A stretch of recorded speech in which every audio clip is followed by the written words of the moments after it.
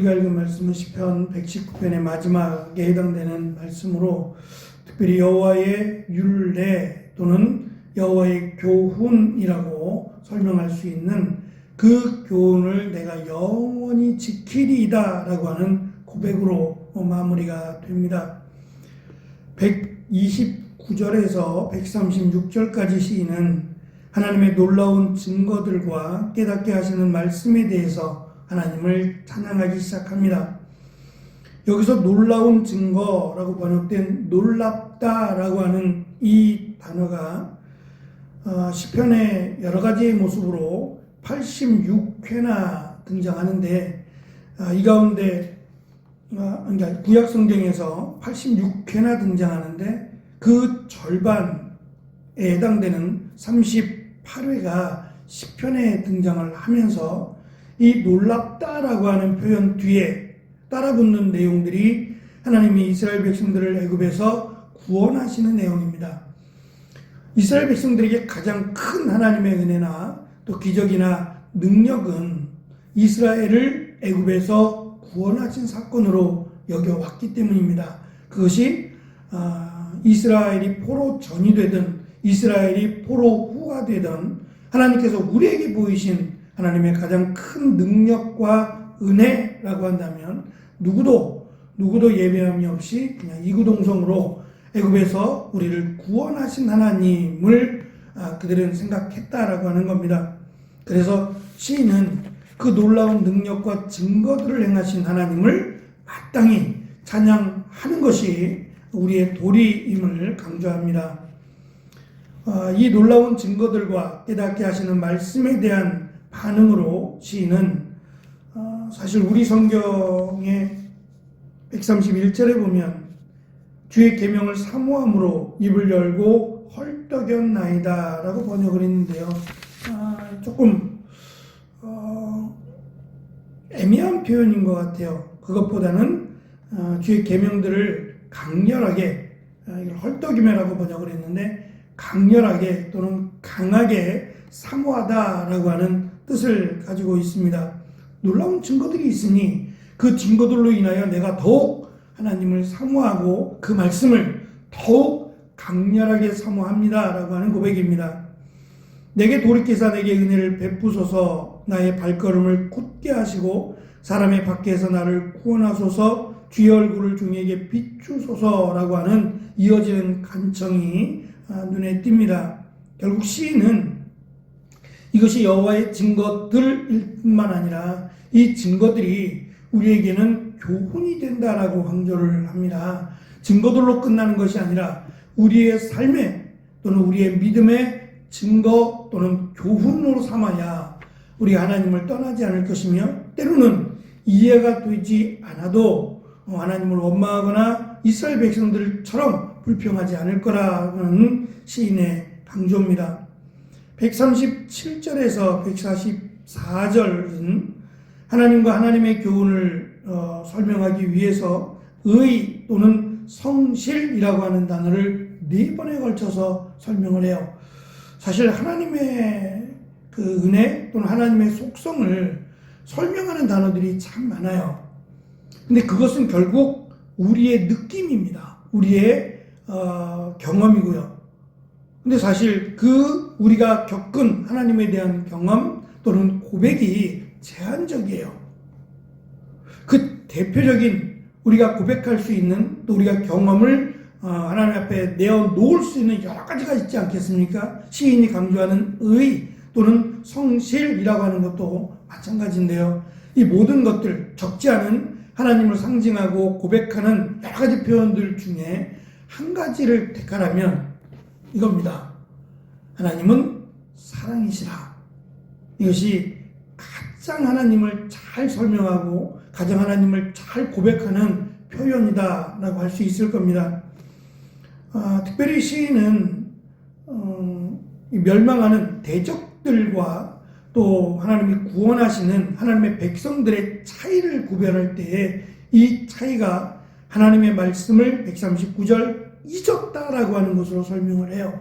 하나님의 말씀을 뭐 알지 못하고 하나님의 말씀을 잊어버린 자들은 하나님을 대적하지만 하나님의 말씀을 기억하고 그 말씀대로 교훈을 삼아 살아가는 자들은 하나님이 구원하신다라고 하는 그런 강조입니다.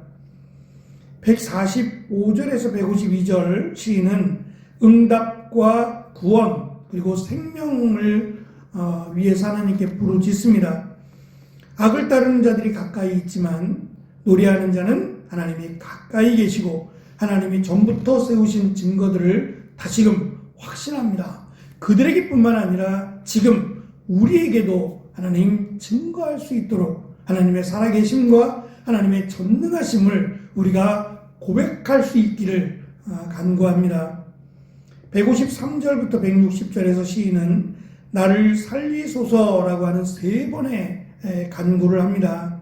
그리고 그 근거가, 나를 살리실 근거가 하나님의 약속과 규례와 인자하심임을 다시금 설명합니다. 161절부터 168절에서 시인은 하루에 7번씩 그래서 하나님을 찬양하겠다라고 고백을 합니다. 7번이라고 하는 숫자는 사실 정말 7번만 하겠다는 건 아니죠. 완벽한, 그래서 내가 숨 쉬는 동안, 내가 살아있는 동안 영원히 하나님을 찬양하겠다라고 하는 것을 고백하는 거죠. 그것이 어떠한 상황이 주어지든 간에 나는 하나님을 찬양하겠다. 내가 그것을 이해하지 못하고 때로는 하나님께서 나를 시험 또는 훈련시킨다 할지라도 나는 하나님을 찬양하겠다라고 하는 것이, 찬양해야 한다라는 것이 시인의 가르침입니다. 마지막 169절부터 176절은 119편의 대미를 장식하는 내용입니다. 교훈 앞에서 즐거워하고 기도하며 찬양하고 노래한다라고 하는 것이 결론입니다. 특별히 마지막 176절은 이스라엘 백성들이 마치 죽어가는 양과 같이 방황하고 있음을 설명을 해요. 이것을 통해서 지금 이스라엘 백성들이 처한 상황이 포로 때가 아니겠느냐라는 거죠. 각각 흩어지게 된, 자기들 마음대로 원하는 대로 뿔뿔이 흩어지게 되어서 죽어가는 그런 양처럼 방황하는 자신들의 모습을 표현합니다. 그 현실 앞에서 시인은 하나님 앞에 부르짖기를 주의 종을 찾으소서 내가 주의 계명을 잊지 않습니다 라고 하는, 주의 계명을 잊지 않고 주의 교훈을 찬양하고 있기 때문에 나를 찾아주시기를 그렇게 간구함으로 119편을 마무리합니다. 이 고백 119편 176절의 고백이 우리가 이제 살펴보게 될 누가복음 15장의 내용입니다. 양이 있는데 그 양 100마리라고 하는 그 100마리 속에서 한 마리가 그 100마리의 진영을 이탈하게 됩니다. 그런데 그 양의 주인이 그 양을 찾기 위해서 온 산과 들을 헤매이며 양을 찾아서 목에 얹고 돌아오는 장면입니다. 꼭 176절과 같습니다. 그것이 하나님의 사랑이고 그것이 하나님의 은혜임을 시인은 고백하면서 언제든지 어느 때든지 하나님의 말씀을 지키고 그 말씀대로 살아가려고 하는 자들을 하나님이 구원하실 뿐 아니라 분명히 하나님은 약속 가운데 우리를 쉴만한 물가라고 설명되는 하나님의 나라로 우리를 인도하신다라고 하는 것이 결국 시인의 결론이자 고백입니다. 119편은 말씀드린 것처럼 교훈시입니다. 이스라엘 백성들이 역사를 강조하기 위함이 아니라 하나님의 역사를 강조하며 하나님이 어떠한 하나님이신지를 가르치고 그 하나님을 떠나지 말 것과 하나님의 말씀을 기억하며 살아갈 것을 강조하고 있는 교훈시입니다. 그래서 꽤 긴 시이긴 하지만 이 시의 내용이 결국 시편을 전체를 정리하고 있다라고도 할 수 있을 것이고 또 이스라엘 백성들이 이 긴 시편을 암송하면서 과연 나는 어디에 있는가? 과연 나는 하나님을 찬양하고 있는가? 하나님의 말씀을 잊지 않고 살아가고 있는가라는 것을 돌아보게 하는 귀한 은혜의 시라고도 할 수 있을 겁니다.